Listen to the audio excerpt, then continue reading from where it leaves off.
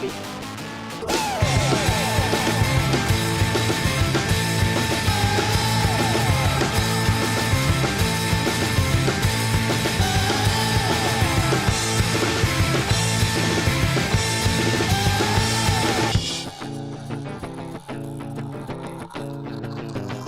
Well, dudes, thank you guys for coming to hang. Yeah. Zach, usually you're over here sitting next to me. I feel like I'm in trouble. Yeah. But, Zach, we need to talk. Get on that side of the Get table. on that side of the table. Yeah. At least you get the good seat. They're going to look at you the whole time. Yeah, That means dude, you have you're to the star. talk. Yeah. You're always hiding over here. I like the corner. Okay. But yeah, man, I think it'd be cool to talk about LCY. We've mentioned it several times, you being on the show every episode. Kind of learn about who you guys are, what your company does for those that don't know, and then kind of all the things. You guys have a space in Avondale now, have a studio that you finally gotten the doors open to. Thank God. It's been crazy. But you guys are in a prime location. It's really, really cool place to have a working studio, print shop, arcade, recording booth, the whole thing. Cool spot. Just Yeah, a that's cool what we spot, wanted. We yeah. wanted a cool spot. People walk in, it's like, damn, I wish I worked here. It's Yeah. like, yeah, you do. But before we get started, huge shout out to Missy. She's the brand manager for Good People Brewing. Hooked us up with these beers. Got a fridge stocked full of them. Thanks for the sound effect there. Yeah. It was delicious. It was delicious. It really is good.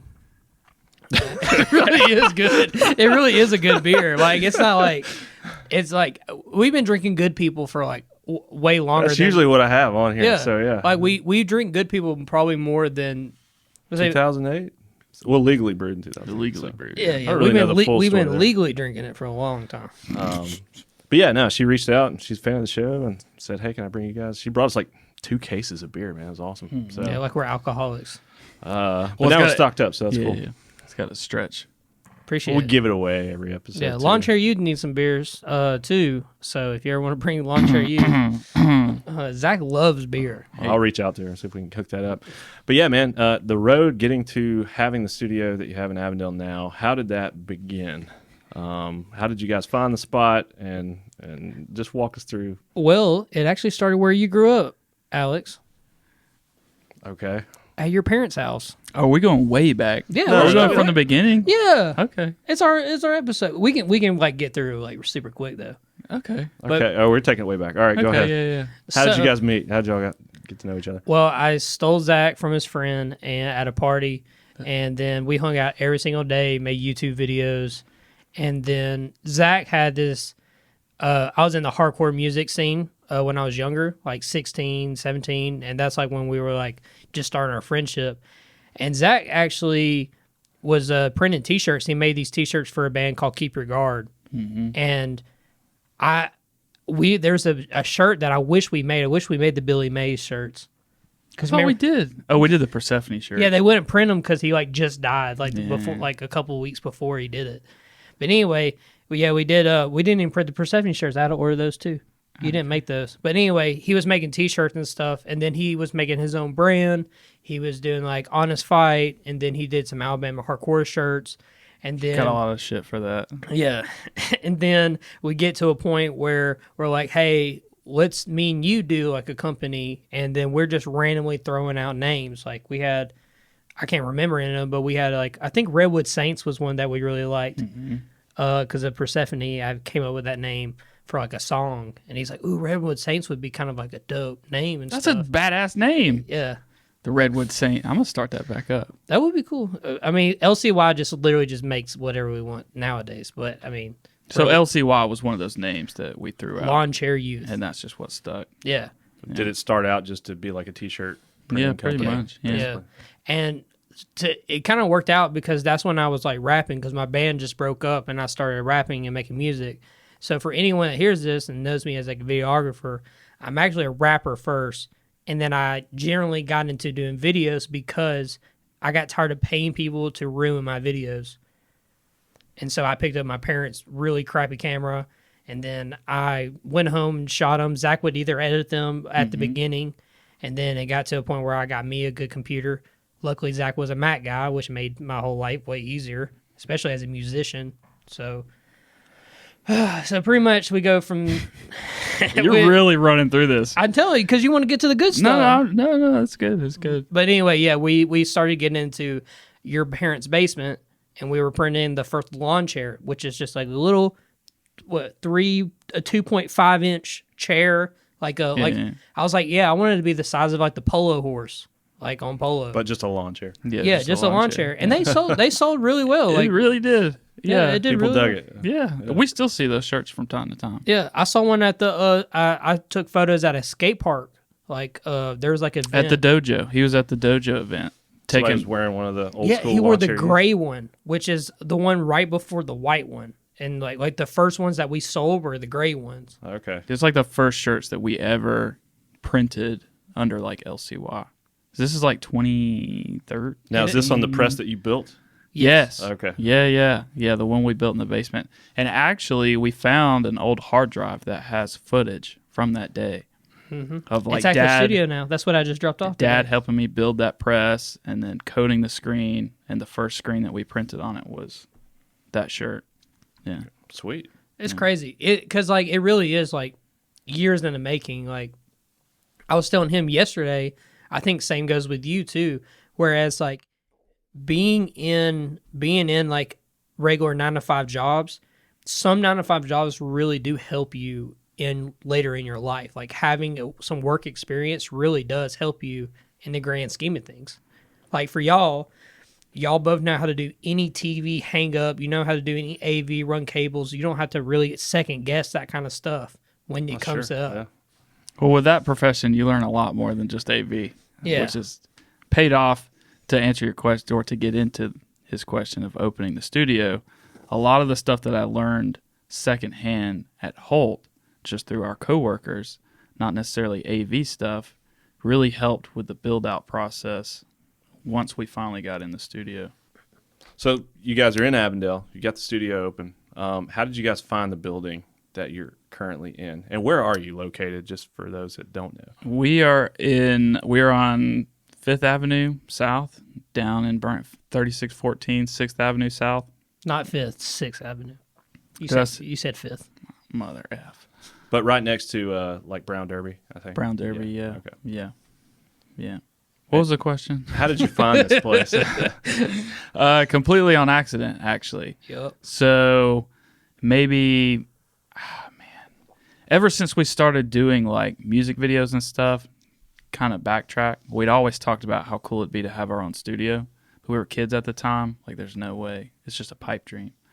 And so as LCY progressed and Tim was picking up more and more music videos. It's basically evolved into a production company. Yeah, Yeah, okay. definitely. Because kind of what he glossed over is we started.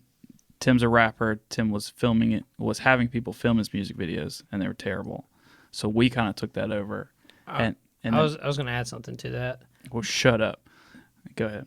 I was going to say also with me being a rapper, Zach got into web design and really got into like the designing of like coding and websites and that kind of stuff. Like that really does help a lot into what brands LCY different than most people, because me doing videos and shooting it for people is completely different when you're trying to do a clothing line, and also you're trying to make your name, like having just a logo. I mean, look at Heavy Ultra, like y'all's logo is badass. But Thank you. Zach made It's all it. him. Yeah. But at the same, Actually, Alex made that logo. well, Zach gets Well, we credit both for made it. some, So So we were doing his own music videos, and other people were seeing it. It was like, hey, can you shoot my music video? And that snowballed into, hey, let's do video production. So along with our clothing brand, it really kind of morphed into video production, I would say. yeah. Not because we're not a print house. We're solely a production house, I guess you'd say. For a long period of LCY where we had a dormant period and then the videos started popping off. Yeah. Then we slowly did videos. Me and Zach lived together, and we were still just trying to get that like first like real hitch to be able to get a spot. We kept doing it, and luckily it happened. But just shooting videos for people, it just blew up more than I thought I was gonna do. Like to the point where I could quit my job, like 3 years later. Like I was just overworked and stuff like that. But yeah, becoming like a production company is the only way that we kind of would be able to finance like what we're doing now. Oh, yeah. That was the dream. So like I said, that was always like the pipe dream.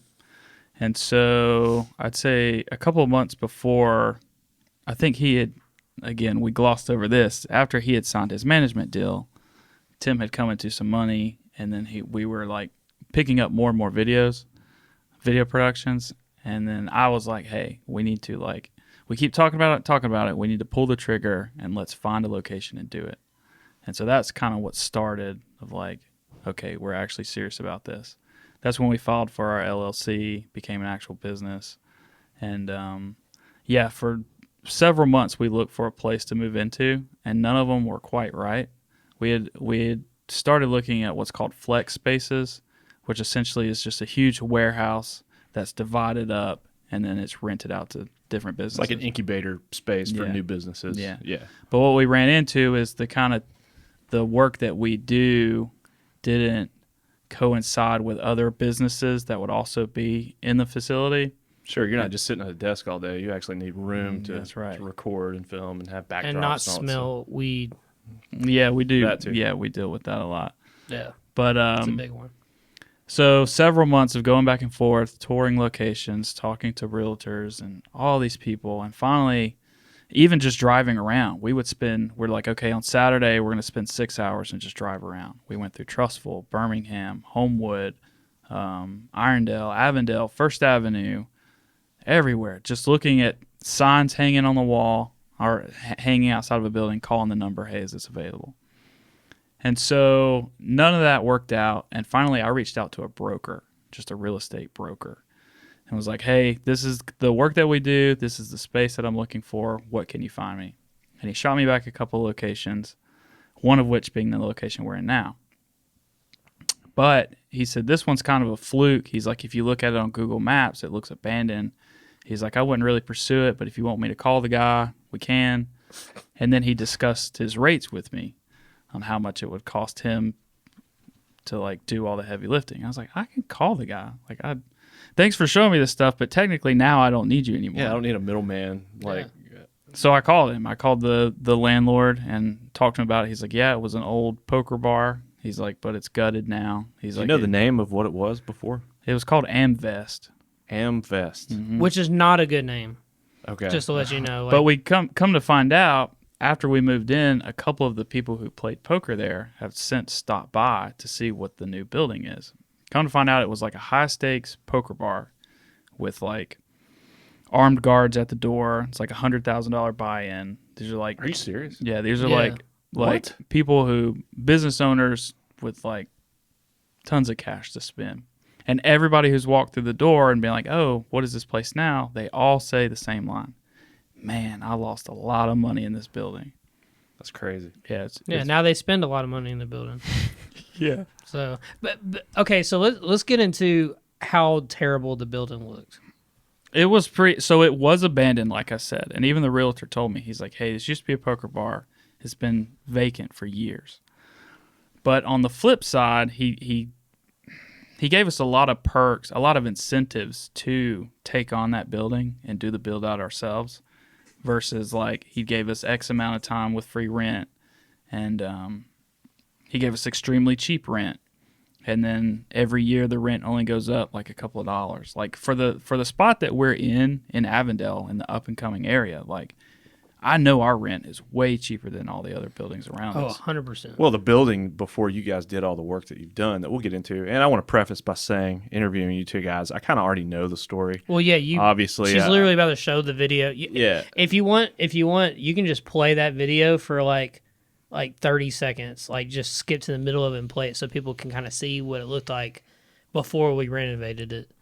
If you want to just cut to that, because I think that's the best way for video watchers to But I have pictures. see it. I've got pictures I'll send to Alex when it was completely gutted. There's no framing, no nothing. Yeah, I'll post some pictures of it after the fact. But yeah, so that place was completely abandoned, and we kind of, before we get into that, just so people know, we kind of talked about it a second ago, and I kind of know this already, but you got into doing management for different artists. How did that come about? If you give us a cliff notes on that for those that don't know, because you're also managing these high end artists that Which Yeah. I'll preface, Heavy Ultra has already done an interview with Carlisle Jones. So anything that he leaves out, you can go watch his episode because he goes into way more detail on Which is your alias, How I Carlisle like him. Jones. Yeah, Carlisle Jones is. I don't know what you're gonna. I guess you're gonna put my real name for this, but I mean, I say no one knows me by my real name in the music scene. Everyone knows me by Carlisle, unless they cash at me or airdrop me something. That's the only way they ever really know my name. But other than that, yeah, I was shooting music videos for 2 artists, or technically 3 of the artists. I was shooting music videos for them, and one of them started doing really good. The other one started doing real good, and the other one was already famous. And then when I started managing 2 of them, everything, we started traveling, did that, got signed to a major label, got money from that label, saved that money, and then waiting for this big event of getting this building. So that way me and Zach are not just in debt, Yes. the whole And having time. nowhere to shoot, it seemed like all your videos you were shooting up until you had a space, you're just having to go out wherever you could We're find. in the streets. Yeah. So here's a fun fact. Here's a real fun fact. Before the business opened, we shot 80 videos in the building as it was just getting built. Yeah. Which we'll get into. But day one that we signed the lease, we were in there using it as a production space. Yeah. So what did it look like when you first get into the space? So I'll send you photos of that. Terrible. It was just an empty warehouse, leaky warehouse, no windows, big gaping holes in the wall. So what made you want to pull the trigger on It it? was Just perfect. It was perfect. So It's falling apart. It's the worst building we possibly have ever looked at, but Yeah. it's perfect. So we're going for it. So during the months of looking and walking through locations, this space was double the size of all the spaces that we looked at. It was an independent building, so it's not attached to anyone else. It had more space for like parking, and it gave us a private alleyway. And on top of all of that, it was less than half the cost of all the other places we were looking at. Prime location. So we knew going into it that based on what we would be paying over our lease, that the money we would put into it to renovate it would be well worth it. And I'd say we're in the building a year now, and it's already paying itself. Yeah. So it was a wise investment. Yeah. Isn't very expensive. Like I wouldn't suggest any person to do what we done unless they had that money just to invest and fall back on, because I range our building to be, worth 80 to 100K in just costs, just to be able to have the building and it work and what run. we put into it. Yeah. So which is not just, some normal person can just, just have I'm gonna that start much. a business and move into $100,000. Yeah, no. worth of Most people would start in maybe like a 500 to 800 square foot room, and then they would try to build their business up, have like a little backdrop for them to do it, but like that would not suffice for us. Like that would not do it. I don't want to just own a recording studio in Birmingham. I don't want to have just a spot where I can take photos. Like I want to be able to like really make videos, and like you have to have square footage to do that. Yeah. You need And a high warehouse. ceilings and high ceilings. You have to have high ceilings, which there's only one other property that I think that me and Zach liked, but like you walk in the front door, it had its little office spaces, and then in the back of it, it looked like a car garage. There's like a little thing in the middle, and then it was super wide. It was actually probably bigger than our warehouse in the back of it. It's the one that had like the ant bed in the front. Yeah. Like no one's been there that long that the ant hill was inside the Dude, building. we walked through some dilapidated buildings, buddy. And so we called this particular location he's talking about. I called the realtor, and the realtor's like, hey, yes, these are available, but I'm not available till next week. And me and Tim were already on the property, and it's a big lot of just all these flex space warehouses. They all look abandoned. And I told Tim, I was like, I bet you these doors are unlocked. Let's just walk through it. And they were. They were unlocked, open, just what you'd expect. Just an empty, abandoned, just shithole. It was so bad. But it was awesome. But it was in Homewood. So we didn't really like that. Like being in Avondale, so much closer to... Like having to drive towards Lakeshore every day is like a nightmare. Over there by Red Rock. Oh, okay. That Yeah. kind of, what is that, West Homewood? Yeah, it's just not. It's just not worth it in retrospect. Like me and Zach wouldn't be able to just like get there in a hurry if we need That to. building would have been $4,000 a month anyway. Yeah, stupid. Yeah, dumb. So of all the dilapidated buildings you looked at, you landed on this dilapidated building. this one, yeah. So day one, you sign the lease, you work it out. You're like, this is a great spot. We can make this work. It's going to take a lot of elbow grease to get it up to snuff, but we're going for it. What was one of the first projects you tried to tackle, or what was like numero uno as far as like, we have to do this before we can use this space? Find a contractor. Okay. And that was one of the hardest things, because we fell into a couple of different things. We're a new business, and then two, like the finding a contractor. How can I put this? It's a commercial space, so you have to hire a commercial grade contractor to build this out. So you couldn't just start doing work yourself. We could, and then in the hopes that nobody ever came, that the city wouldn't come and inspect That you didn't it. get inspected. Okay. That's right. Yeah, but you have to have the city come inspect your property anyway to get it signed off anything. So Before you could get like water and electrical and stuff turned on, so you gotta have that. we had to do it anyway. So regardless, even if me and Zach wanted to technically do it, Yeah, it would have bit us in the ass and probably cost us more money, fine, potentially lost our business anyway.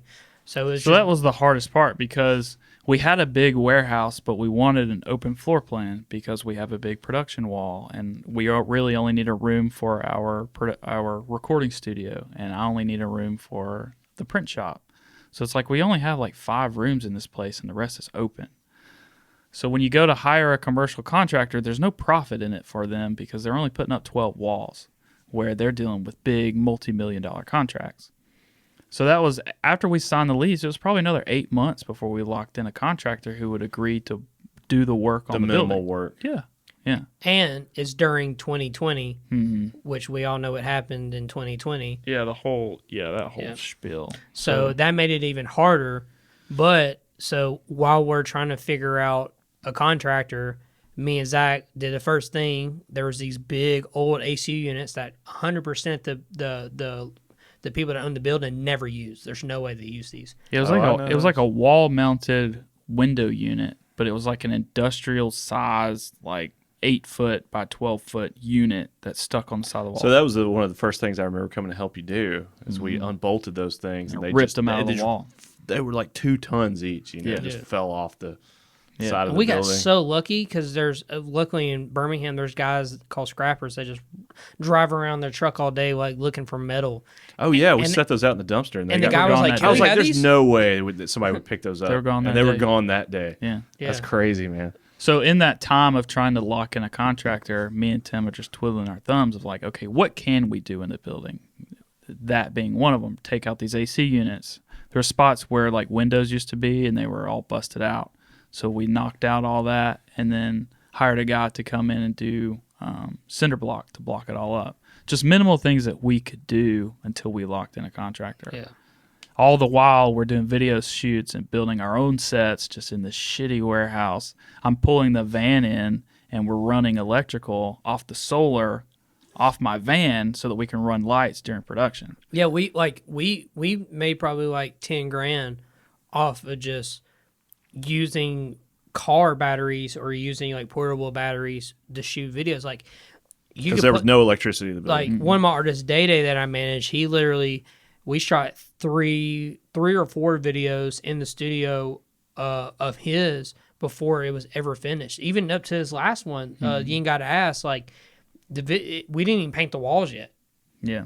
Like it's still like this is still. But like, you had a space, man, and We had a space, and we were milking it for all it's worth. So we're taking on video contracts like Day. That's all through the label. So we have to convince the label that we have this production space that we can do this high budget and video. this isn't some indie label. This is Sony. Yeah. That you guys are talking to. Yeah, You're like, oh yeah, we got a production we got space. this. But we'd already proven ourselves because Tim being the videographer, we've already done multiple videos for him. So it was easier, but we didn't necessarily come to him being like, we have this abandoned warehouse. Yeah. Yeah, we pitched it like we have a production studio. Yeah. So We did. Something comparable to what you guys envisioned was the Image Hive over in Avondale. Yeah. They have like a space where photographers or anybody can go in and rent a a studio space with the traditional backdrop that you see, different colors. Right. I guess that played some inspiration because you guys, if I'm not mistaken, had actually rented that space. Yeah, for we'd some rent different from them. shoots. Yeah. From You're like, them, man, I but want my own space. There's a huge production warehouse in Atlanta. What's that called? I think it's just called like My Studio Atlanta. I think it's like something like that. I had to look it up. But anyway, no, there's a big production studio in Atlanta, which is like a 10,000 square foot. Yeah. They have two 10,000 square foot warehouses for like just. How many times have y'all been there? Never been there, but I've seen probably like 100 videos shot there. But they all have like pre-built sets. Like you have like a hospital room, you have a jail cell, you can have like Oh, it's a full-blown movie studio. Right, It's right. Like, So that's that- crazy. Which is our next step. Like, so hopefully LCY in the next 2 more years that we're at that building, if we do decide to, redo it, which I think means Zach are probably going to redo the lease there. As long as it doesn't just. That's like, what I'm saying. I hope they don't skyrocket it. On Yeah, you I guys. don't think he will. I feel like he's respectable. He got a actual building because of us. Like he actually has now a business that he doesn't have to worry about trying to like sell to someone. But we'll have that conversation with him hopefully a year before he like does so. Like, hey, we want to re-up this lease. We want to like keep this building. But me and Zach, man, we're already like can't wait to have the 10,000 square foot or the 5,000, 10,000 square foot warehouse because like The movie lot. yeah. Well, because we walk to lunch most days, and we're just walking and talking. It's like, oh, look at this warehouse, and what could we do here? And imagine if we got this I passed this warehouse coming into work today. Like, what if we got this space? Well, the next Yeah, warehouse is just have yeah. your own food court. Yeah, exactly. But the dream keeps growing. Yeah. Like we're in this spot, but this isn't it. Yeah. Like this is definitely like a stepping stone to to something see bigger. to see that we could do it. Yeah. And man, it is so doable. Like it's ridiculous. Now that all the shit is done and it's built out and we're like officially open, yeah, it's balls to the wall. Yeah. Okay, so you guys, let's back up. You guys are shooting in the space. You rip the AC's units off the wall. You got big gaping holes. You hire a guy to come in and do some block work. What was the next big accomplishment? We locked in a contractor who finally agreed So you to had do to the find, work. hunt, and finally found somebody. Yep. Zach- I don't even know Zach- if I know the full story about how this happened. Don't even ask for that, Zach. We're not gonna talk about him That's like fair. that. on That's this. fair. That's Which fair. is he did the job Yes. He somewhat. He did the job. The contractor. Yeah, several months later, the work is done and it is being paid off, and we are in the building. Yeah, I have choice words that I would love to go in on, but But out without of completely dragging your contractor through the mud, what was some of the problems you guys had initially out of the gate? And walk me through the different steps. just the back and forth, just of like him being the middleman between everyone else and being like, things are going to happen now, but technically they won't happen for another 4 weeks, and just the waiting, and then promises that were never upheld, and things that maybe we should have gotten in writing that we didn't, to come back and be like, yo, this is how things were laid out, and this is not how it was done. Because going into the build out, I mean, this is the first time you've ever done anything like this. Yes. Just for- Next yeah, time, so, I I'm mean, gonna be. we got it sweet. right next time, but just we had hired my dad who does CAD work, and he had drawn up all Our the dad, blueprints. yeah. Yeah, your dad. That's what I said. You said your dad. My dad. Our dad. I hired my dad. My dad. And so we had done, I don't know, I won't go into it, but yes, the work has been done and it is done now. But You guys had a lot of problems with like water. I mean, that was probably one of the biggest we issues. still technically have problems with water, but like there's nothing that we can like necessarily do. Like the flooding that happened last night. oh yeah, it's that. I mean, there's no. I mean, like, Yeah. it flooded in here in this Yeah, basement. Yeah. I mean, like you can't naturally just sometimes fix water, but with what our building was doing, it was 100% fixable. yeah. It just takes a lot of money, and it takes a bunch of people to believe you. And to commit to just doing it. And Yeah. even like we would go, it's like, hey, Tim, it's going to rain tonight. Let's meet at the warehouse and just wait so till specifically, it rains. what would happen? So it would rain. So it was, the water would build up on the roof and then seep down into the cinder block walls. And then as it came down the cinder block walls, it would just spit out inside the building. It would find the hole, the quickest Water's release just shooting hole. out of the wall. Literally, Yeah. like a Literally faucet. shooting out of like a faucet. I'll send you that video because there's me standing there and it's shooting out the wall into my hand. Are you serious? And I'm Yeah. just looking I at don't know the if I camera. saw that. That's crazy. Yeah. And then it would travel down to the foundation, and instead of going outward, it would go inward. We had problems we replaced the garage door. The old door that used to be there would leak super bad. And then the grading in the parking lot sloped towards the building instead of away from the building. So when it would rain, we'd get this huge puddle out front of the building, but then all the water would slope towards the building and come under the front door and through the garage. So glad we're over this. And that was one of the things I will talk about, that we talked to the contractor before work ever started. There's water coming into the building. Okay, I'll fix it. I'll handle it. Then construction started in the building, and the leak wasn't fixed. So all the new construction is getting wet. They're framing walls. They're doing stuff. They're doing drywall and everything around the water. The contractors are in there standing in the water, still putting up drywall. And Boss I'm man like, says put it up. That's what we're doing. You mother. Yeah. So that was a big hurdle. Which now, I'm going to say this too. I'm going to say this now.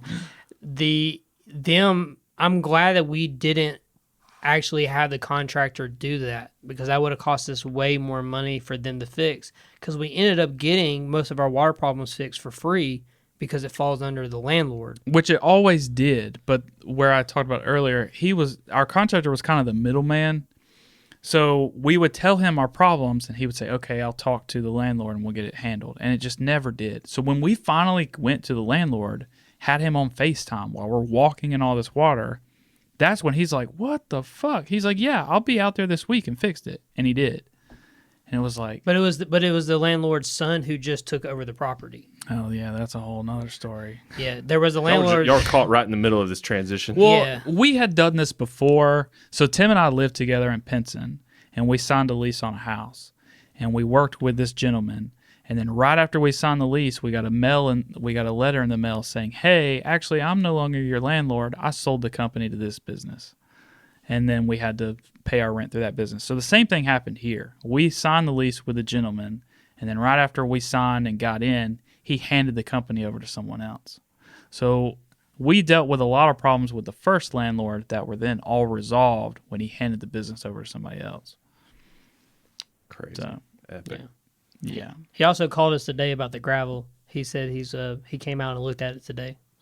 Did he? Yeah. Good, he 'cause said- So what? The what is postman going got on? stuck today. Are you serious? The postman's gotten stuck. The UPS truck has gotten stuck. Our neighbors have gotten stuck, and a lot of our clients have gotten stuck. So you guys are still having problems to this So, day. so what I talked about before, Endless. how the parking lot used to slope towards the building, they came out and dug all that out and sloped it towards the road. But they had to dig down several feet. And instead of just backfilling that with dirt and then putting gravel on it, they backfilled all of it with gravel. So you have like 3 feet, 2.5, 3 feet of gravel that's just it's just McDonald's ball pit. Yeah. exactly. Yeah. Yes, that's a perfect example. So I drive a Honda and it glides right over top. Tim's car glides right over top. But you get the UPS man that comes in, he just sinks. It just sinks. And it's made the parking lot so bad that now when normal cars try to drive in, they just get stuck.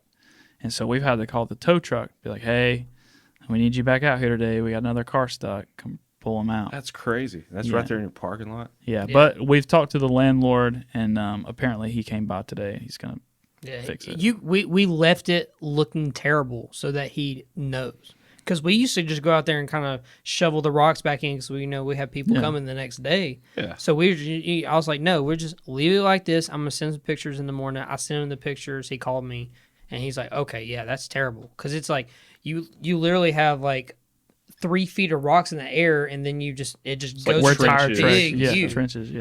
Like, Yeah. it's so bad. I Can you have actually- me another beer, by the way? Actually, yes, I can. I'm thirsty.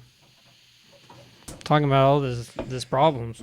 Well, I actually drove by the shop today and I saw the trenches going into the parking lot, and I was like, "Yeah, that's pretty bad." We finally bought some cones and put them up to keep, just to tell our clientele that's coming in, like, hey, don't park in the lot. Unfortunately, we need you to park on the street or park at the lot next door, which sucks because we have this awesome facility and we're having to tell people Can't use the parking park on lot. the street. It looks good from the street. From the street, you'd be like, man, that's a good little parking lot. Then you start driving on it, and you're like, okay, I ain't gonna make it.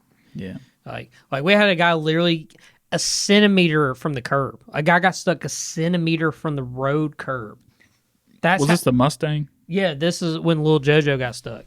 So we had a guy who had pulled into the lot, and as soon as his back tires hit the gravel, he sunk. And he started spinning to the point. He just sunk more. Yeah, so he buried himself down to where his bumper was sitting on the asphalt, sitting on the street. Yeah, sitting on the road. So he was way to call a tow truck Super for that. stuck. Oh yeah, Dude, that sucks, man. You don't Yes. want to deal with that crap. yeah, it Yeah. sucked. So when you guys originally designed the space, I know that you had to get it. A building inspector came out and had to look at it and kind of approve the plans, I guess. And even Yeah. though as simple as they were, it kind of snowballed, and you guys ended up having to do a lot more stuff than you expected. What was some of that? So I think a lot of this, again, I think a lot of it still falls on the contractor. But in the back of my mind, I think maybe him and the original business owner was like, the business owner was like, hey, this is an abandoned building. Because he referred the contractor after we had gone so long without one. He's like, all right, I'll help you guys out. But I think they were kind of in cahoots to where the building owner was really like, hey, I need this in the building. And the contractor was like, hey, you got to have this in the building. Because after looking back on it now, on stuff that we have, it's not necessary, the stuff that we have. Such as? So we were told that we needed 2 restrooms in our facility because we were like 5 feet over the threshold, like a 2,400 square foot building. This is the contractor that told you that? Mm-hmm. Yeah. Oh, I thought it was the city inspector that came here. No, and it said, was our you contractor. He told us because the city requires it. He said it that the city required it Yeah. because Which we're just necessarily isn't the case. I could see that in a big warehouse with, if you're doing like office spaces and stuff like that, but our particular building isn't the case. So yes, to answer your question, we had to change a lot of things because we wanted like a green room. We wanted like a staging area for our equipment. We wanted like a closet that we could lock all of our gear into. And all of that had to be scrapped to make way for like, you have to put a restroom here, and this closet has to be this wide, and then this kitchenette has to be like this, and all this stuff you want in the print shop, actually, you don't have room for that anymore. You got to do this. Yeah. Just a pain. It was like I said, I won't get into it, but yeah, dealing with him was not fun. Well, for anybody interested, you did document a lot of this stuff. You guys have a series. If you go to LCY Media on YouTube. Yeah, it's just LCY Media. if you want to hear him actually rant about it, he does it in the videos. Mm-hmm. But it's cool, the videos that you guys made, and I was a part of some of them, just walking through the processes of renovating an abandoned warehouse, and kind of, for anybody that's interested, can see all the steps and just all the hard work and frustration that you guys have to go through. Well, because we love the video part of it. Like, we love making videos. And so this was a great way to just document, one, the business that we're starting and how to get word out.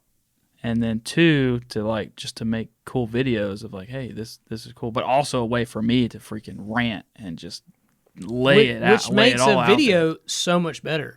Like, having some drama in a video necessarily does make it better. Oh, sure, yeah. Especially when you don't plan it to happen. Like our biggest videos are like the videos where we're naturally just having more fun. Yeah. And the flooding ones are really not that well received compared to some of them. Because we're just bitching. Yeah. It's like, it flooded the first time, cool. Then the second video comes out and it's like, update. Still flooding. Yeah. Like, Yeah. but like looking back at it now, I mean, like, if you're watching our ascent from the first video to the last video, We've come a long way in the few months we've been uploading. Oh, it's YouTube night and videos. day, man. And the website's up, so it's really cool. Everything you guys have going. So you guys have a full recording booth. You're dealing mostly with hip hop artists and stuff. So somebody couldn't come in and set up their drum set and do like a full 5-piece You could band. actually. We have a couple lined up. Actually, they're going to use really? the production space because for some reason how we built it out, the reverb is like really well for drum sets. Sweet. yeah. Just put a rug down right in the white wall area and run all the cables, and then a drummer it'd probably sound pretty, I guess, badass. Have y'all done that yet? we're working with an engineer who told us like, "Yo, we have to use this space." Yeah. So walk me through. I know some of this, but how does the space function? So you've got a full-blown print shop, and that's Correct. kind of your space. You come from the printing background, always doing T-shirt designs and stuff. Did some designs for us, done some designs for some other clients, and then you've got the recording space, and you have different engineers that you work with that just come in at whatever time. And Yeah, so how does that luckily getting into the space and us talking of like we want a production studio, but him being a manager and going to all these different studio spaces, he now has his own like portfolio of artists that instead of paying to go to other studios, like why don't we have our own recording studio? So we definitely built that into it. And I would say the biggest part about our business versus other places is because I've spent thousands of dollars at studios. I spent thousands of dollars shooting at other, businesses for like white walls, and I've done all this. I wanted to make a place that I think is affordable, and also is a place that when you walk in, you don't forget it. Like I feel like we have probably the most recognizable studio in Birmingham, easily, because you walk in, you see a white wall immediately, huge, big, bright white wall. Whereas most of the white walls you see in Birmingham are either small or they're not well lit. Well, dude, Immediately. I posted some photos. I'm part of like some photography groups, and right after you got the site went live, I posted some pictures of the white vault. What's the dimensions of it again? It is 24 feet by 12 feet. 13. No, it's 24 feet by 16 feet by 12 foot tall. So it is a corner white wall. It's not just a flat wall. It's like an actual corner. The back wall is 24 feet wide. The side wall is 16 feet wide, and the whole wall is 12 feet tall.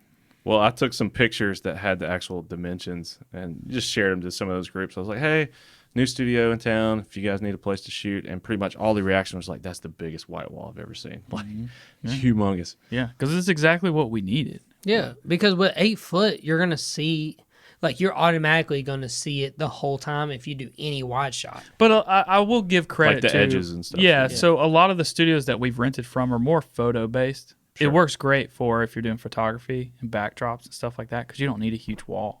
But if we want to park a car in there or bring a motorcycle, You literally could. or have like 25 people all in the wall and shoot wide, we can. You And can we shoot have. wide and still not catch the edges. Dude, that's so cool, man. Niles Bryant rented our studio out the other day, and he literally was like, hey, I want to shoot a scene like this.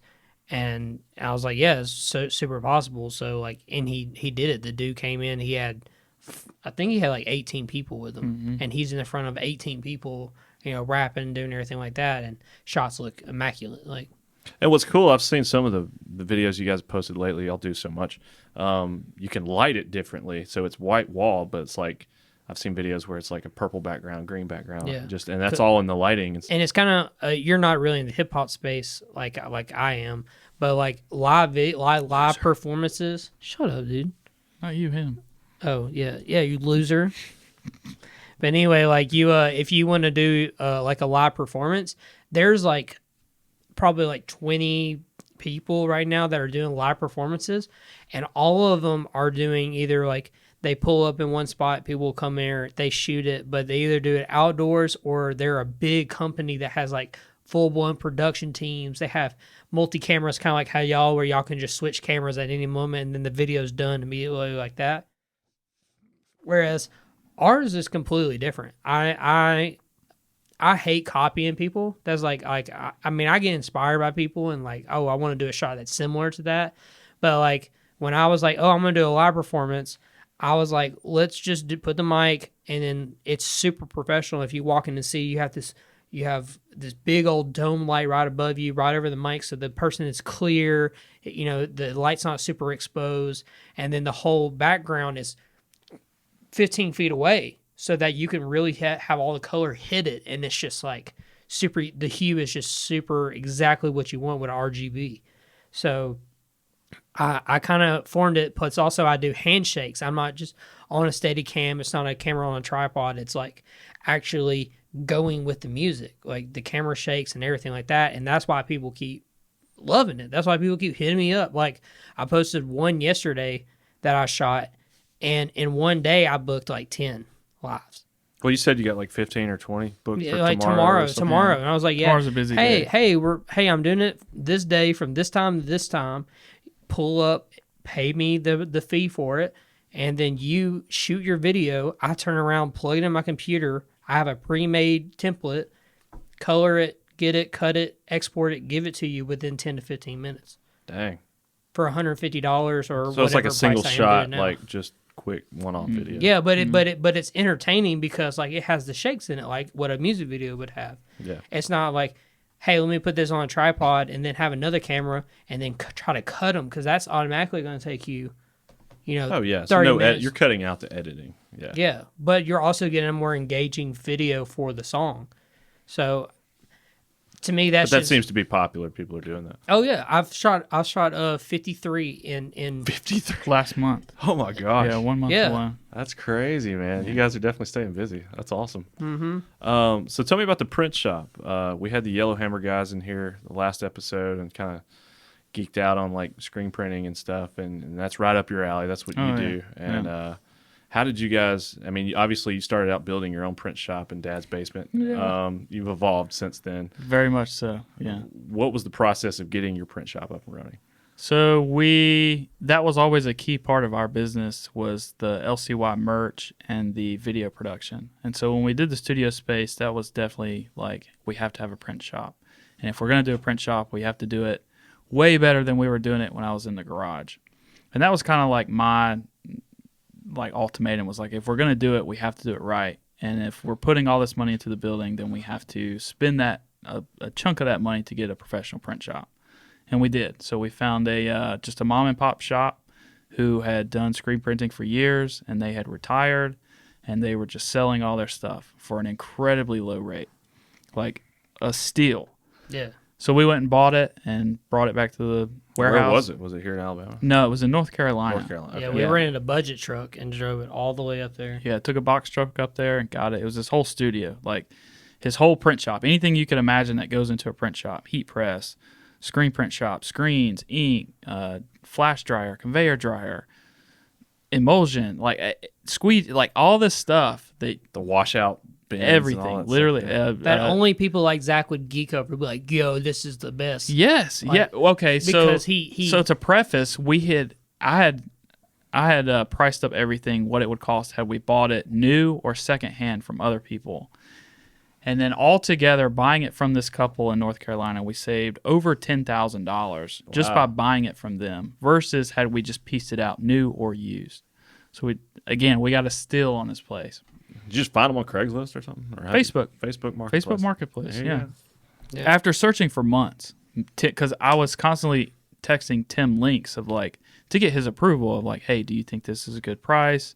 Can we swing it? Yeah. What do you think? because we just got our business loan, which that's like a whole process by itself. But we got a business loan, not enough to like pay for the contractor, but it was enough money to help with the contractor, but also fund the thing that we've been wanting to Getting do for the a gear long you time. guys Because we had already had money set back, but that was like our fallback. It's like we don't want to exhaust everything we have in our savings when the bank is willing to give out loans for low interest for when we got ours. Yeah. And so that's what we did. And so we got the print shop, brought it back, finished the studio, got all that set up, and kind of how we promote it. Like if you go to our website now, we do not promote that we do screen printing. It's all what I call private. It's all in-house for artists that we work with, and then just designs that we want to do. So if I want to get some soccer shirts made, don't come to you. Yeah, I'm not really interested in doing that because what we do, it doesn't fit I don't want to say it doesn't fit our brand,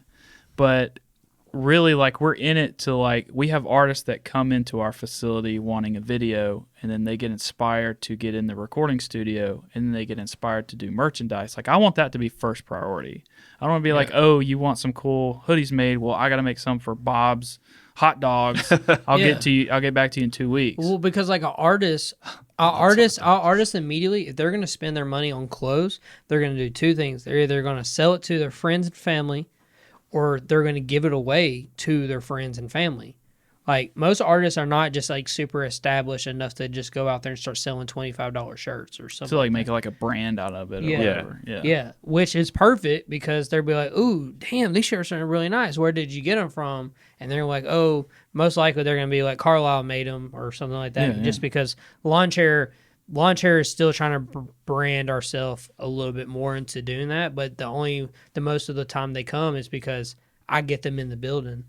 And Yeah, I'm they like, come to do a video, then they see, oh, you want merch? I just wanted to do merch. every rapper ever wants to be a rapper and have a clothing line. It's every single rapper ever. I'm one of them. So like that's 100%. You're catering to that market. Yeah, I know what rappers want to do. They want to make clothes and stuff. And like once we make enough money, I had my buddy C Supply hit me up today. He was like, "Yo, man, I'm trying to sell my my embroidery machine." He has one of the $10,000 embroidery machines, and he's trying to sell it. But he's like, "Oh, I want like $9,000 from it," and I'm like, "No, not gonna like."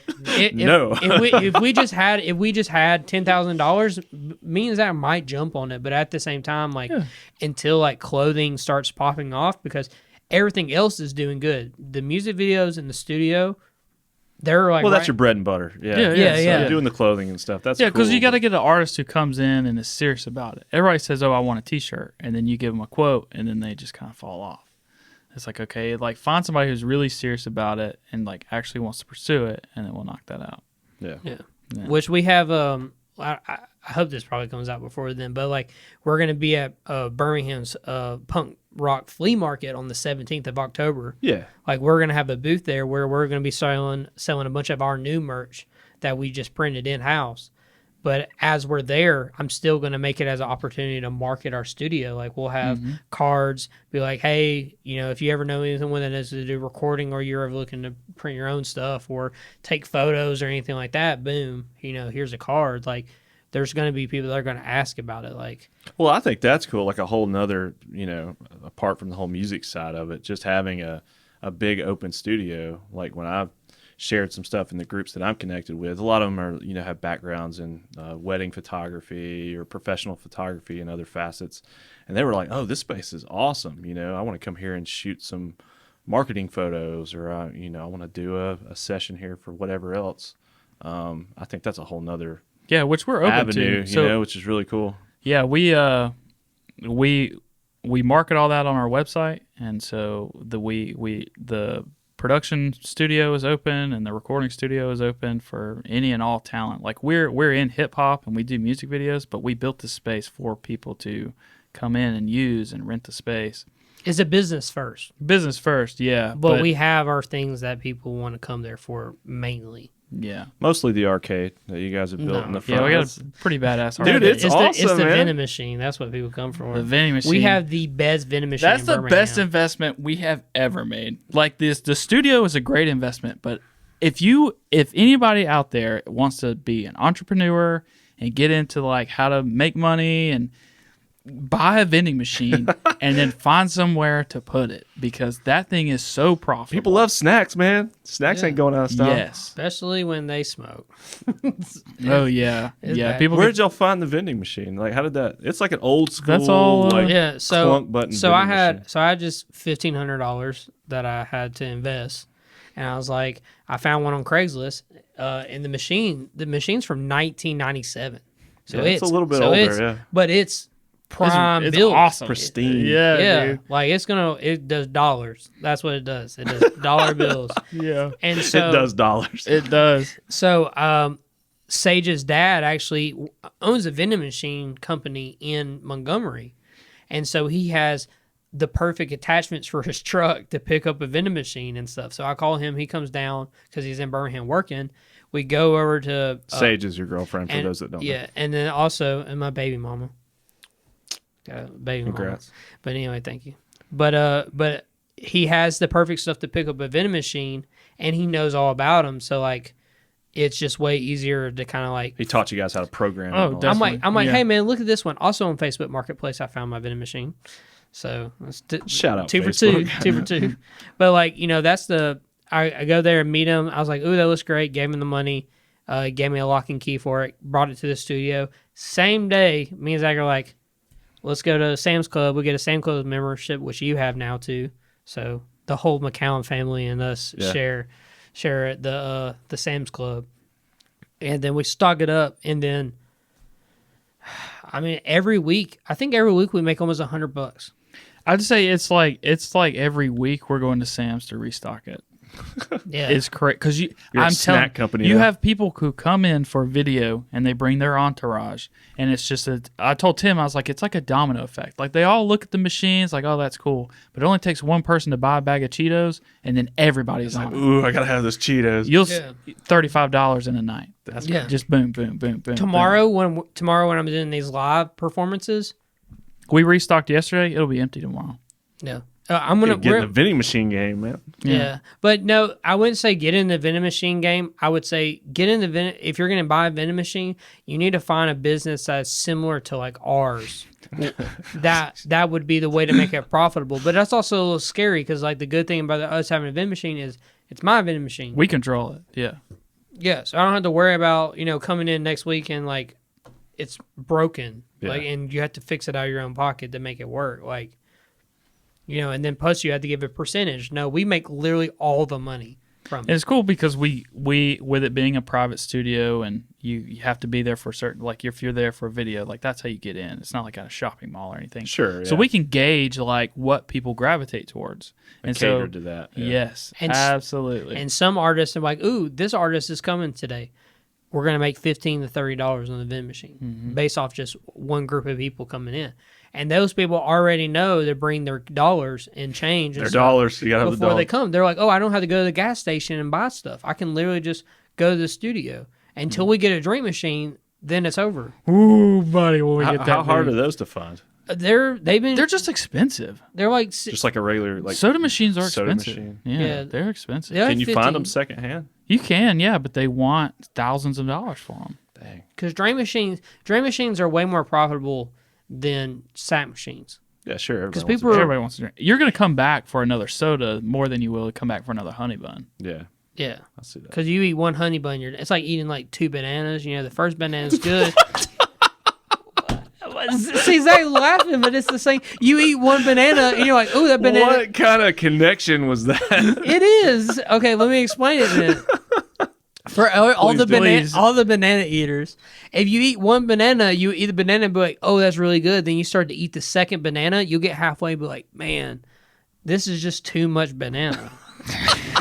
Yeah. Whereas, like, if you eat one honey bun, Bro, I don't think I've ever had that problem, but yeah. how many double bananas you eat? Not much. Exactly. Eat 2 bananas and I don't eat a lot of damn. bananas, period.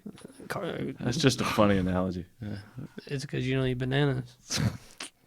But if I eat 2 honey buns, I bet you feel like shit. If I ate 2 bananas, I probably would. Yeah, exactly. Too much protein.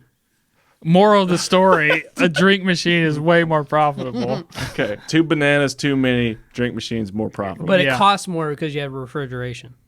Okay. I guess I see that. Yeah. So it's kind of like a double edge, but at the same time, It can't be that much more than But if you There's no way. buy a drink, you're going to buy a snack, so it works perfectly. Whereas people buy a snack and they're like, "Hey, do you have any drinks I can buy?" We've gotten that a lot. Well, y'all have a kitchenette, though, and like drinks in the fridge and stuff. Yeah, What? yeah, Is that's that a problem? Well, no. Yes and no, because when you pay for the space and you're coming and you're doing a recording session, you have your group of guys with you, like you have paid for the space. But where those limitations are of like, okay, just because you're here doesn't mean you have access to all these things. Like we have backstock that like once we fill the machine, we would put backstock in the kitchenette. Well, come to find out, people go through all the drawers in the kitchenette because they're here. They're like, oh, there's water in the fridge. Oh, there's snacks here. Like, why did you pay for it out of the machine when it's sitting in the cupboard? Oh, dude, y'all need to put a lock on that. Or Well, something. we've since fixed it, growing pains. But yeah, you get, because people bring their entourage and you have somebody in the booth and you have 15 other guys with you, they get bored. They're like, Well, that's the whole reason for the arcade. yes. So So that's helped a lot. And the smart TV up on the wall. Like we have HBO, we have Netflix, Hulu, all that stuff. So any plans to add any more games? Any pinball? Skee ball? we've talked about pinball. Skee ball's out. Yeah. Unfortunately. big. Yeah, it's just too big. I have a pinball machine. I I want to get. It's like $900. They're all so expensive, dude. Oh, well, it's not. It's not that it's so expensive. It's just like $900 is cheap. Do I need to spend $900 on a pinball? It's not a great. Yeah. There's some that are lower quality, get, like they're like old school, like just the bumpers and like a couple. I really get Turtles in Time. So that's the next. So right now we have Mortal Kombat, we have Big Buck Hunt, we have Pac-Man, and we have NBA Jam. And this is like the full old school like arcade. Yeah, the old arcade cabinet. Then we also have N64 with a bunch of classics and GameCube with a bunch of classics on the CRT, like the classic TV. So Tim brought. I'll send you a photo of this you can show. But we have our arcade machines on left and right, and then dead center is an old school CRT. And Tim brought his N64, his GameCube with all of his old school classics. And then there's a smart TV up on the wall, so you can have like Netflix going. You have all your guys playing the arcades, and you have like lawn chairs sitting around, and everybody's duking it out, and like Super Smash Brothers Melee and eating snacks. Eat snacks. Yeah, eat those snacks. It's definitely a vibe. Like we knew going into it, we want a cool space that people can come and hang out in, and I think we've achieved that. Yeah, yesterday was wild because we had my buddy like Lil Bam was in there to shoot his live video, and we have a little basketball goal, and.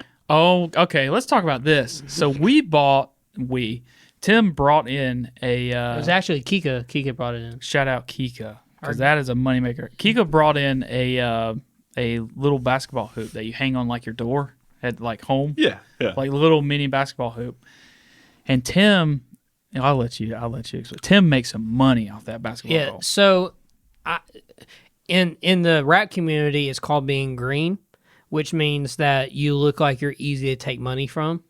And I'm just like prime picking. He's green, baby. I look like you could take. I look gullible as anything. Like, yeah, man, you want to put $10 on a shot? It's like, you know how hustlers play at pool and they'll lose the first game and then they just take all your money. It's like that. Like yesterday, the guy was like, "Yo, you want to do $10 a shot?" And I was like, "Sure." So put $10 on the ground. First person to make it gets the $10. Okay. Swish, swish, swish. So swish, I won swish. $90 yesterday. Playing like little toy basketball. Little basketball, yeah. I would like lose $10 and then I would win it back, and then it'd get a thing like I would win $20 from this dude, and he's like, "Oh, let's play for that 20." So he could either get 0 or I get $40, and I would boom make it 40. Like, it's incredible to watch because I have security cameras in my office. So while I'm watching, I'll hear them talking, and I'm like, "Oh, here we go!" And I'll pull it up, and I'm like, "Watch this go down." Yeah. They were shooting for was it $50 or $100 shots? I did a $100 shot the other day. See, I lost a $100 shot, but I won 60 before that. So I won $60 from like all his friends, and then I won 20 from him. Then he's like, "Yo, let's play for 100." So and I lost a $100 shot, so I lost like $20. But it doesn't stop there. It starts at 10, then 20, then 50, then you're at $100 shots. It's crazy. It's fun because like I have. Well, that's the high stakes blood soaked into the walls that's coming back out. Yeah, because like from the previous business. Because I have the money to like just do that, but I have fun with it. Like it's not like, oh man, I gotta win, I gotta shoot the ball. Like if I lose, I lose. Like it's fine. But I have a really good chance of winning. So like it's worth doing. Like if someone's like, "Yo, I'm gonna put $20." Just hustling people. It's not even hustling.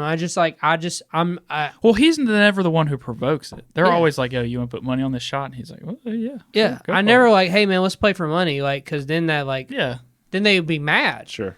No, I'll wait for them to initiate it. Or I'll tell them like, yeah, we were playing for money the other day in here. And they'd be like, "Oh, you want to put $20 down on a shot?" Yes. Can't resist. Yeah. Boom. But just like dangling that bait. Yeah. It's all in good fun though. It really is. Yeah. I mean, because they can win money too. It's not like it's unfair. Yeah. I can't just make a basketball go into a hoop. I just know how to shoot it really good. Like, I mean, that's... Anyway. Well, you guys have a really cool space. I've spent a lot of time over there, and then I've stopped by. You guys have done some pop-up shops in there. That was really awesome. I think I came by one. It's pouring down rain. I think you were sick and you weren't there. How did that start happening? And there's some videos online that I'll show that it looked like, man, it was it was almost like a small version of the flea market thing that's coming up. Yeah. Shout out my buddy Ivan or Navi Finds. He sells vintage clothes in Birmingham. and he's also been he used to rap with me like in 2012, 2013. So he's one of my rap buddies. And he reached out to me to rent the spot out with his I guess the partner at the time. Yeah. And they did a spot. They rented it out, had a bunch of vendors come in. He sold clothes on the first time. So vendors were paying money, so they had enough money to pay for us to use the spot. And I mean, it's good. It's really good for us because we would also pay for a vendor spot for ourselves, and we would sell clothes, and we make money every single time. We make money from them renting plus selling our own clothes. But then you also have live performance. So you have these rappers coming in, and then they see the facility. All these new faces come to this facility, and now forever they will know that there is an RK recording print shop studio in Birmingham that is super accessible. It's great publicity for us. It was his idea to do a pop-up, and we had kind of talked about it and considered it. We're like, all right, let's do it once and see how well it goes. And we made money off the rental. We made money off of our own sales, and then returning artists who had come to the pop-up and then ended up booking sessions with us. We're like, okay, let's do it again. And luckily, it was successful enough for him that he was like, yeah, let's do it again. So we've done two or pop-ups. Two so far. I don't think we're going to probably do another one maybe until like next year or something like that, just because like it just really comes down to like how vendors are. There is a lot of like how like I was talking about like the LCY, the live performances, like there's a lot of people doing them. In Birmingham, there is a lot of places that are like having them pop up and charging them way less money than us. Like they're just like, hey man, yeah, vendors only have to charge $20. Like for example, at the flea market we're going to, it's only $30 for us to go and have a spot. Mm-hmm. Yeah, which is crazy. Whereas at our studio, they had to charge $50 so they can make their money back. But at the same time, you're having a facility with bathrooms, it's AC unit, it's indoors, so if it rains, you're not screwed. Well, Cahaba's indoors and all that stuff. They got a facility. Of course, they're going to sell alcohol. That's what they're just like. Hey, just get people here. Who cares? Yeah. So I mean, like there's, yes, it costs more money, but also me and Zach have to be there, or I have to have an extra employee. I can't just naturally be the only person there to naturally work it. Yeah, we got hundreds of people. You got staff there. Yeah. So yeah, because both of them had over 100 people come. Well, that's crazy. I see these vintage markets popping up everywhere. I know, Mom's does one, and obviously the vintage. The Mom's one's the one I was talking about, with like an open field. Yeah, they just do it out back. Yeah, and, really, really popular thing. But it was good for us. It was a good learning experience to see, like, hey, we can host an event.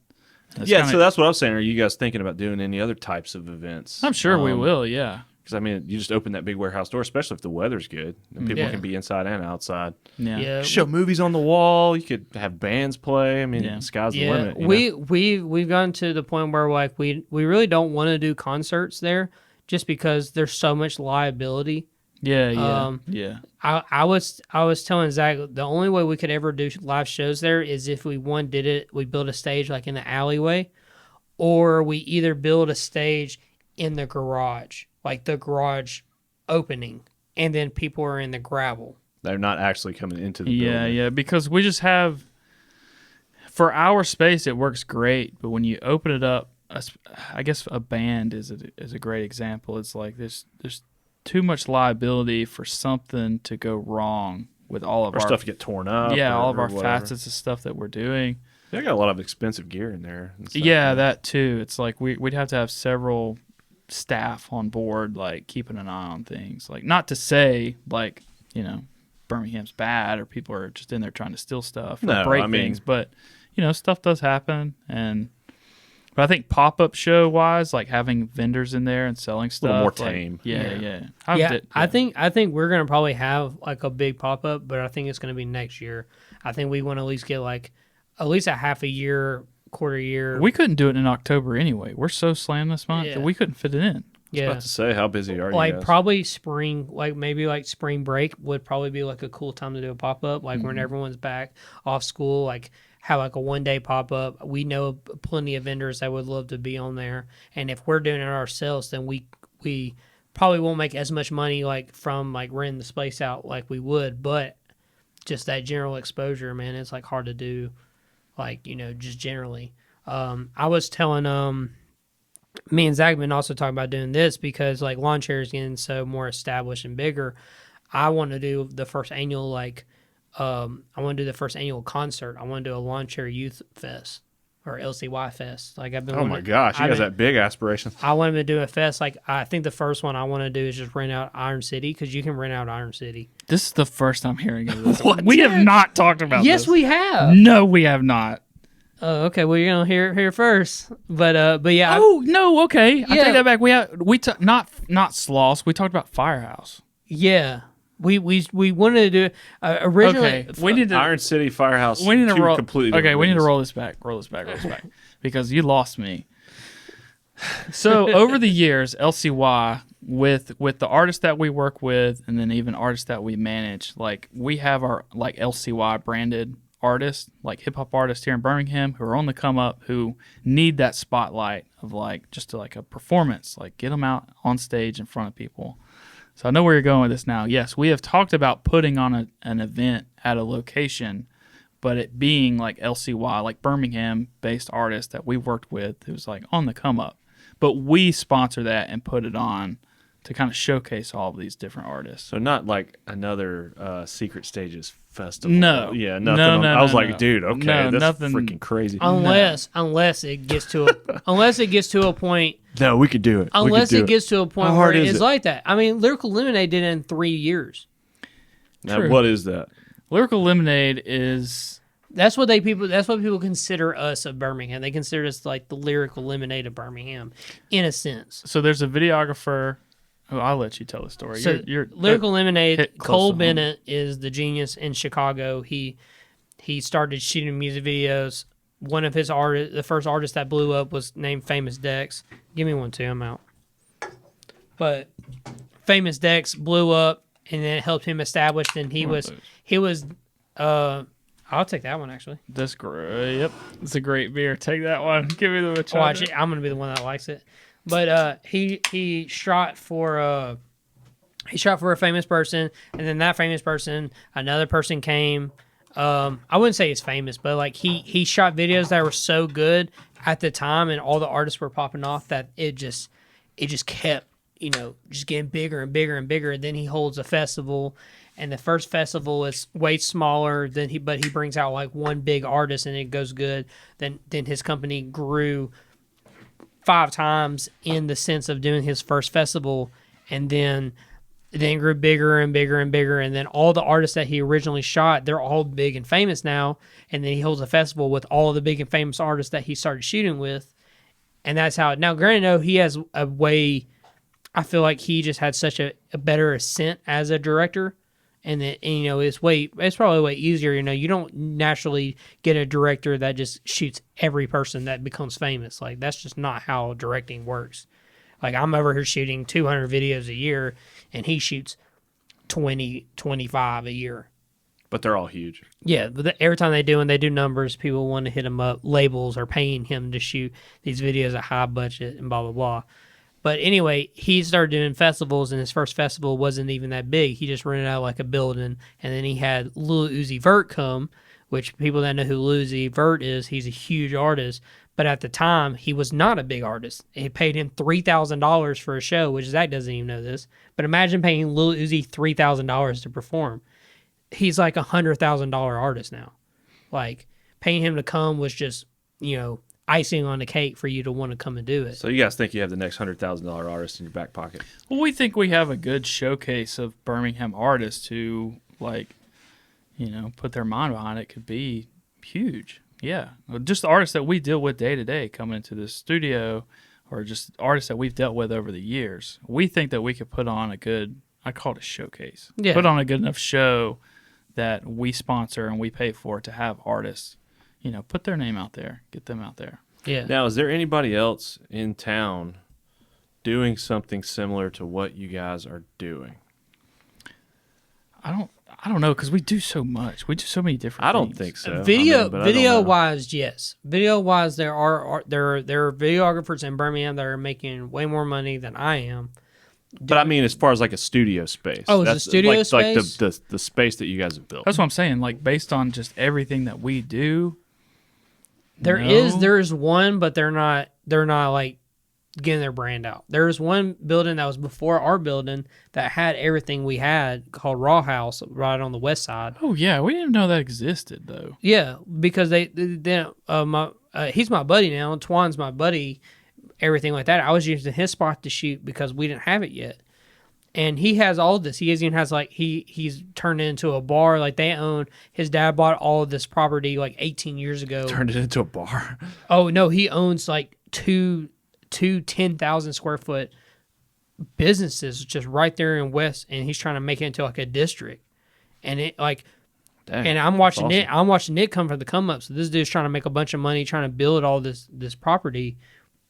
So I mean, shout out to him because I mean he's gonna eventually do it.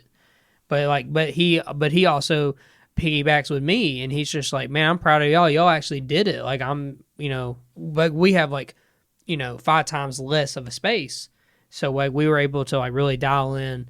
Luckily, I've been shooting videos for all these artists, so like I already know everyone. We have the reputation when we came into the space versus building a space and then trying to get your name Starting out there. there. And I'm super humble. Like anyone that meets me knows that all I care about is Birmingham. Like all I care about literally is the city when it comes to like, because it literally does have better talent than almost any other city that I hear. Like I can vouch for that because almost any artist that I hear that gets famous out of other cities, I'm like, oh, there's like a tons of artists in Birmingham that are already better than that person. They just haven't had the song that blows them up that exposure does it. Yeah. So like being that kind of like all in one place that you can come to, like if you go to Lawn Chair Youth, it's trying to become the new Atlanta.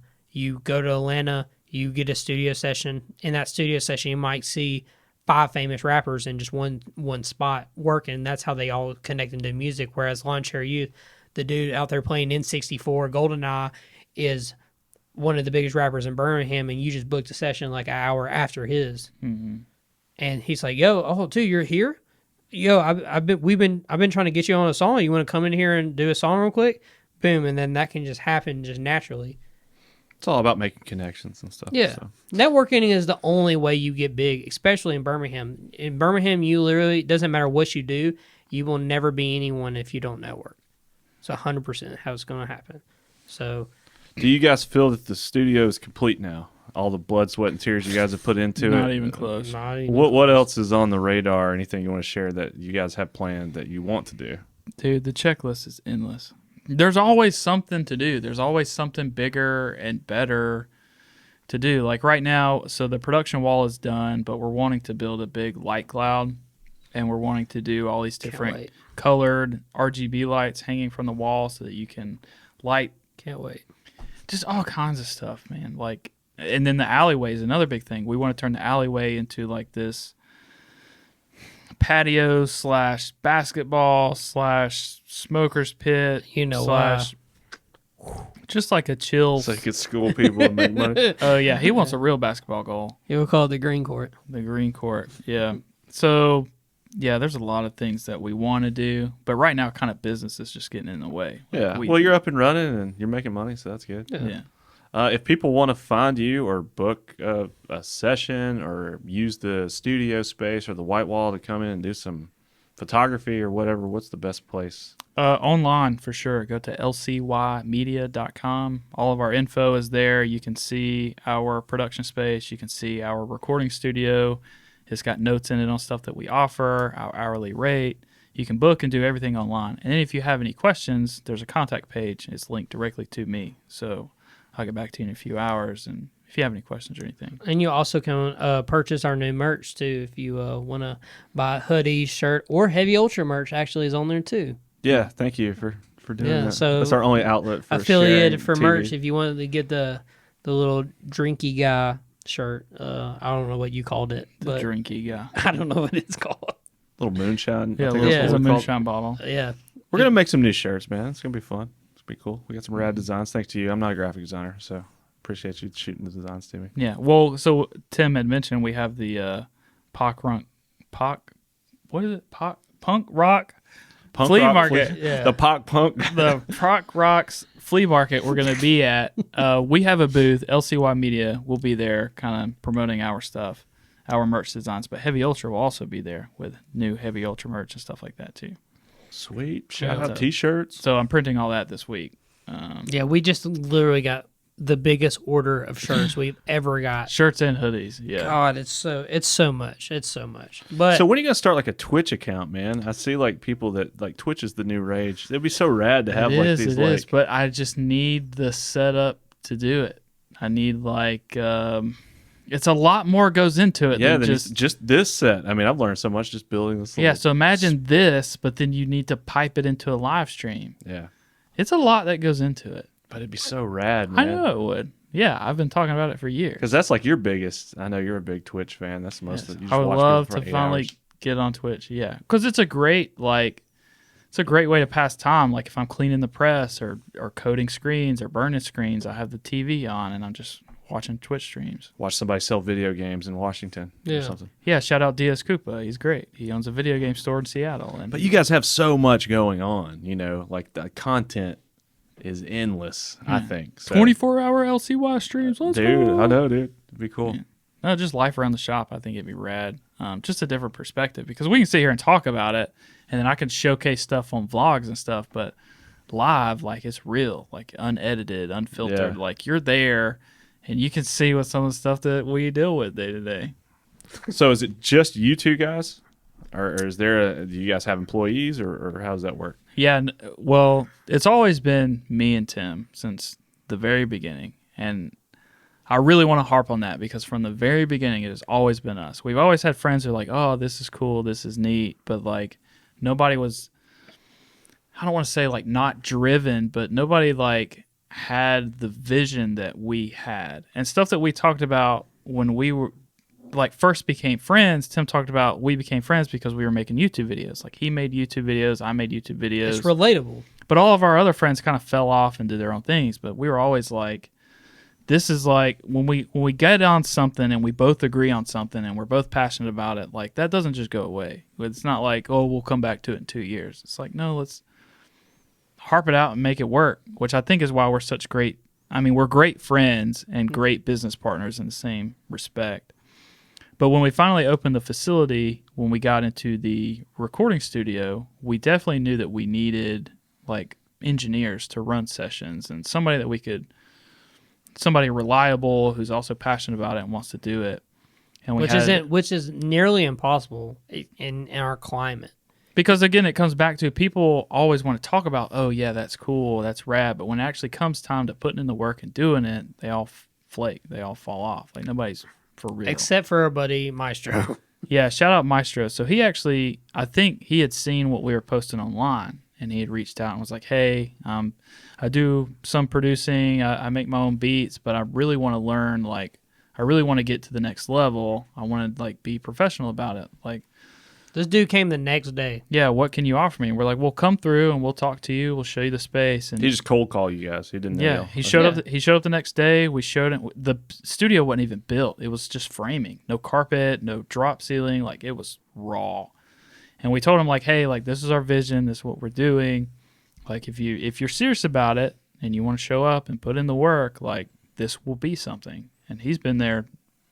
Not Every since day. day, yeah. Almost every day since. Yeah, he Yeah. showed up, put in the work, and no, he's like our go-to engineer now. He's learned so much along the way, and yeah, anytime we have sessions, he's our guy. And he agrees with like what we were saying before. Like, it's a place that doesn't feel like work. Now, granted, some days it probably does feel like work because he'll be there for like 10 hours. But at the same time, though, it's so much more rewarding than working a 9-to-5 job. it's us. It's us. So we're Yeah. like in between sessions, we're out there throwing the basketball, or we're playing Yeah. video games, or watching. Tomorrow when I Netflix. shoot 10 lives, I'm not going to be like, damn, I wish I didn't have any more lives to shoot. Like, I'd be like, why would I not want to, shoot a video in 10 minutes and give it to someone and make them feel like they're on top of the world? Like, But the great thing is, during all those live performances, Maestro, he will show up without like, hey, you need to come through. He will just show up on his own time and do his own networking while he's there. So you got a group of guys who are all there for a music video, but they all make music. He's like, hey, I'm Maestro. Here's the recording studio. I do mixing and mastering. I do recording. Like, yo, let's network. No. And then like multiple times, people have come in for a live performance and then booked a studio session immediately after. or K1 or Kika, he's my producer that I manage. He'll be in there just making beats, and I'll be like, yeah, my producer's in there right now cooking up. If you want to go in there and shop, he got plenty of beats. And then me and Kika making like $300 just selling beats out of doing lives and stuff, because people are just so used to going to YouTube and stealing beats off YouTube, whereas like owning a real beat from a real Birmingham artist, that's way different, like. Because that burned you, or burned some of your artists in the past that did the same thing, right? That Yeah. didn't own the Oh, music. yeah. Not owning beats, it eliminates you from ever being blown up from that song. You can't just blow up. You don't from a own song. the rights to that song. Yeah. Yeah. So like that's just kind of like the biggest thing. But yeah, so having Maestro or having K1 in there making beats, or just being there, is such a like vital part of us like expanding our business and kind of just making it better. And KT or Maestro's on payroll. We call him KT, by the way, but Maestro's on payroll with us. So every time he's doing a session, he's getting paid, and he's doing better than working a 9 to 5. Oh yeah. I mean, yeah, definitely. We That's awesome. because he was there and he showed, and not. I mean, we have other engineers too, but Maestro definitely sticks out to us because he came to us for it, and then he proved himself. Like he proves that he wants to be there and he wants to do it. And so, I think we're great bosses. I think we pay really well and we're professional, but we keep it. You said you have other engineers that work for you guys. Yeah, so we have 2 other engineers, but they also work full-time jobs. jobs. This is kind of like, that's their hobby and stuff that they like to do in their off time.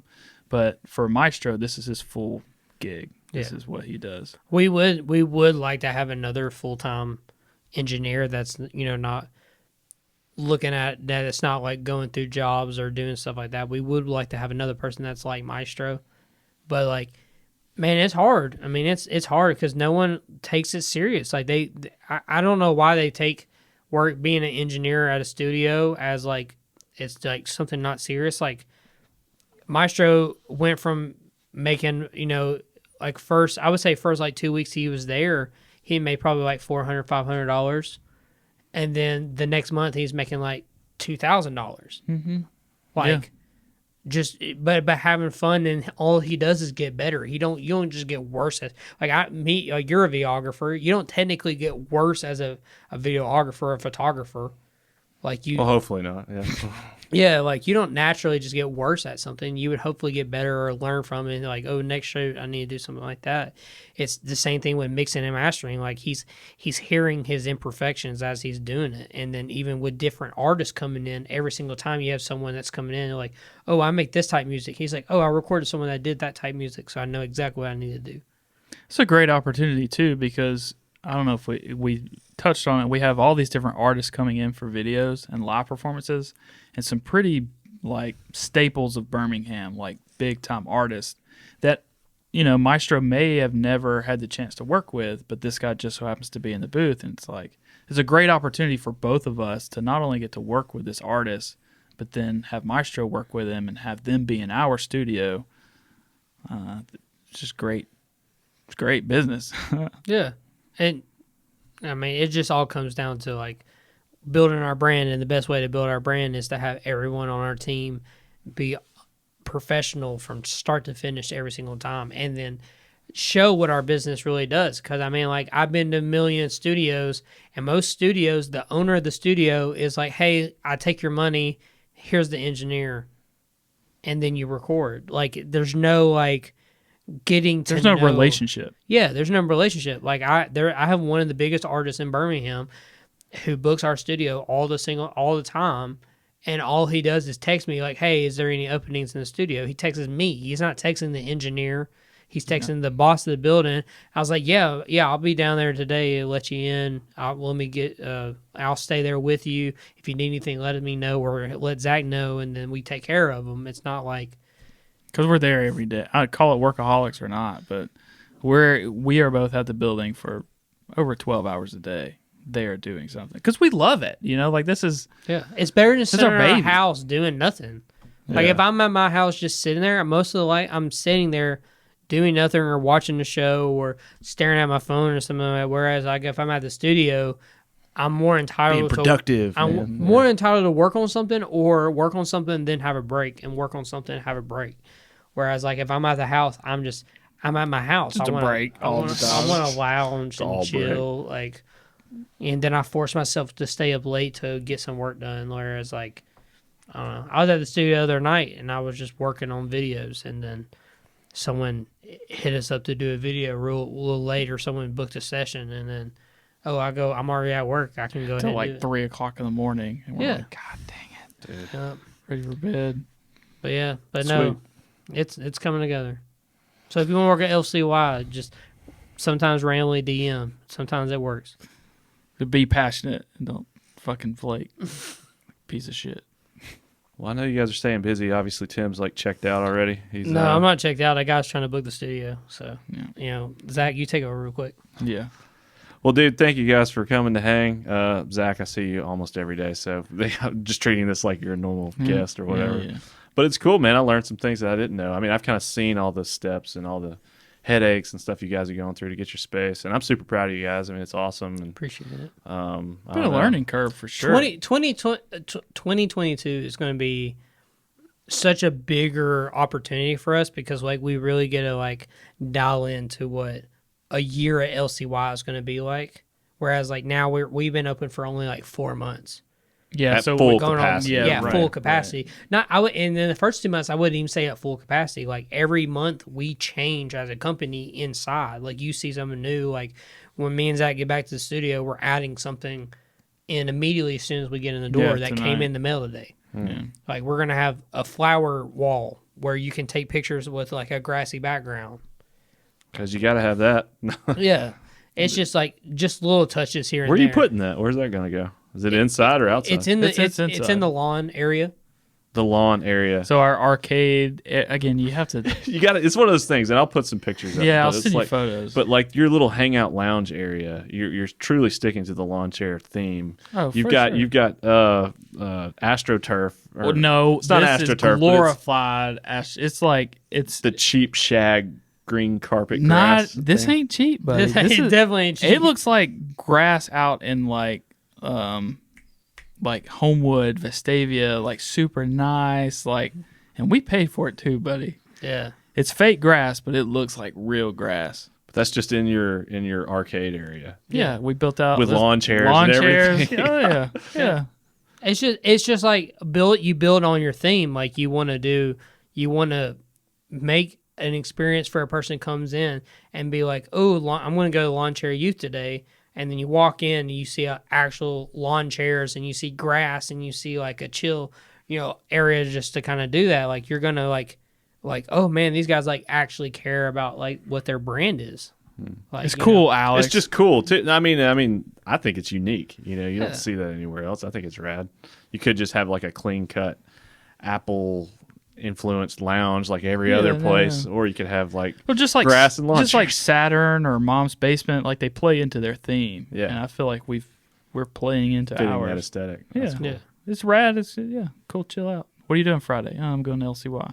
So do you guys get people that just want to come and hang out there? I mean, I'm not doing All anything the productive. All I want to do is just play video games. Yes. We actually have a couple artists. Like I shot a music video for our buddy Brando, and Brando's now a regular. Yeah, shout out Brando. Yeah, Like, he's He rad. just comes and hangs. We have It's several- Friday night. Let's go to several artists. LCY. Yeah. But they've proven themselves. Like they're dedicated, and they've spent money with us before, and it's like they're for real about their career. It's like if they just need a couple hours to just come vibe out, like doors open.